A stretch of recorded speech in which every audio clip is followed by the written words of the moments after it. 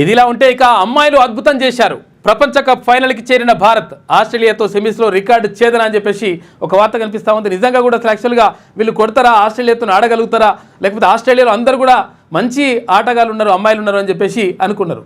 కాకపోతే ఏంటంటే మంచిగా కొట్టేసి వాళ్ళని ఓడగొట్టేసి చిత్తుగా ఓడగొట్టేసి వీళ్ళు ఫైనల్ చేరుకున్నారు. మన అమ్మాయిల టీం, మహిళల టీం. ప్రపంచ కప్ ఫైనల్కి చేరిన భారత్ ఆస్ట్రేలియాతో సెమీస్లో రికార్డు ఛేదన. నాకౌట్లో కంగారులతో మ్యాచ్ అంటే ప్రత్యర్థి జట్టు ముందే జావగారిపోతాయి. ఆ జట్టులో ప్రతి ఒక్కరూ మ్యాచ్ విన్నర్లుగా మారి ప్రత్యర్థుల మీద పడిపోతారు. అందులోనూ ఈసారి గ్రూప్ దశలో ఓటమన్నదే లేకుండా ఆసీస్ అమ్మాయిలు చెలరేగిన తీరు చూశాక మన సెమీస్ ప్రత్యర్థులు వాళ్ళే అని తెలియగానే అందరికీ ఒకటే మాట, అమ్మో ఆస్ట్రేలియానా అని. అంచనాలకు తగ్గట్టే ఆసీస్ అదరగొట్టింది.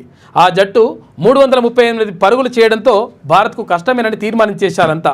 కానీ హర్మన్ప్రీత్ కౌర్ బృందం అసాధారణ పోరాట పటిమతో ఆస్ట్రేలియాకు షాకిచ్చింది.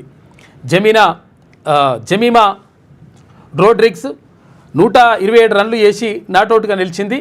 ఇక చిరస్మరణీయ శతకం సాధించిన వేళ ప్రపంచ రికార్డు లక్ష్యాన్ని భారత్ ఛేదించింది. 5 వికెట్ల తేడాతో అపూర్వ విజయాన్ని సొంతం చేసుకుంది. హర్మన్ప్రీత్ 89 రన్లు కూడా చేసి గొప్ప ఇన్నింగ్స్ ఆడింది. ఈ అద్భుత విజయం స్ఫూర్తితో ఆదివారం మన అమ్మాయిలు ఇంకో బలమైన అడుగు వేస్తే ఏమవుతుంది, ఇక్కడ దశాబ్దాల కళ ప్రపంచ కప్పు కళ తీరిపోతుంది. ఎందుకంటే అమ్మాయిలకు సంబంధించి ప్రపంచ కప్పు గెలిచేటువంటి అవకాశం ఉంటుంది. సౌత్ ఆఫ్రికా తోటి మ్యాచ్ ఉన్నది. ఏది సండే ఉన్నట్టున్నది, ఆదివారం ఉన్నది. ఆదివారం నాడు సండే జరిగేటువంటి సౌత్ ఆఫ్రికాతో జరిగే మ్యాచ్ ఒక విన్ అయితే ప్రపంచ కప్పు మన అమ్మాయిల చేతుల్లో ఉంటుంది. కాబట్టి నిన్న యాక్చువల్గా చాలామంది కూడా ఊహించలేదు. అందుకని బిడాకులు ఇక మొత్తం నైట్ అంతా ధూమ్ధామ్ ఉండే లెక్క అంతా. ఎందుకనంటే వాళ్ళు ఊహించని అటువంటి విజయం వచ్చింది. కాకపోతే ఏంటంటే చాలా కష్టపడ్డరు, తర్వాత మంచి ప్రతిభ కనపరిచిర్రు మన మహిళా జట్టు అమ్మాయిలు.